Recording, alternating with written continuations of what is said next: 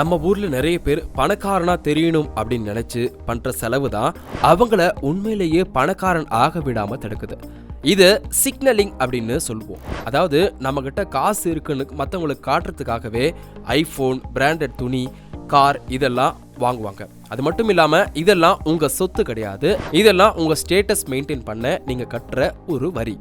மற்றவங்க உங்களை பத்தி என்ன நினைப்பாங்க அப்படின்றதுக்காக நீங்க செலவு பண்ண ஆரம்பிச்சா உங்க பணத்தோட ரிமோட் கண்ட்ரோல் மற்றவங்க கையில இருக்குன்னு அர்த்தம்.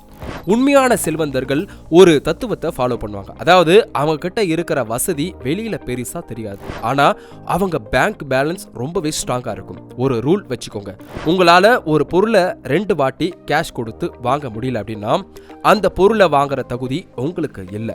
கடன் வாங்கி ஒரு பொருளை வாங்கி அது மூலமா 4 பேரை இம்ப்ரெஸ் பண்ண நினைக்காதீங்க. அந்த 4 பேருக்கு உங்களை பத்தி கவலைப்பட நேரமே இல்லை அப்படின்றது தான் ஒரு கசப்பான உண்மையும் கூட. இன்னொரு விஷயம், எக்ஸ்பீரியன்ஸ் ஓவர் ஆப்ஜெக்ட்ஸ்.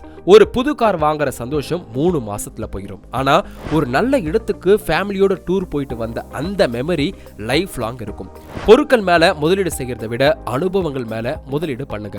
உங்களுடைய லைஃப் ஸ்டைல உங்க வருமானத்துக்கு ஏத்த மாதிரி இல்லாம உங்க தேவைக்கு ஏத்த மாதிரி டிசைன் பண்ணுங்க. சம்பளம் ஏறும்போது லைஃப் ஸ்டைலை ஏத்தாம இருந்தாலே நீங்க பாதி ஜெயிச்சிட்டீங்கன்னு அர்த்தம். நிதி சுதந்திரம் அப்படின்னா என்ன தெரியுமா? காலையில நீங்க முழிக்கும் போது இன்னைக்கு எனக்கு பிடிச்ச வேலையை மட்டும் தான் பார்ப்பேன்னு சொல்ற தைரியம் தான்.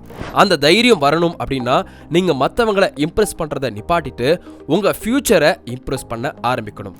கார்ல சீன் போடுறதை விட கவலை இல்லாம தூங்குறது தான் பாஸ் உண்மையான கெத்து.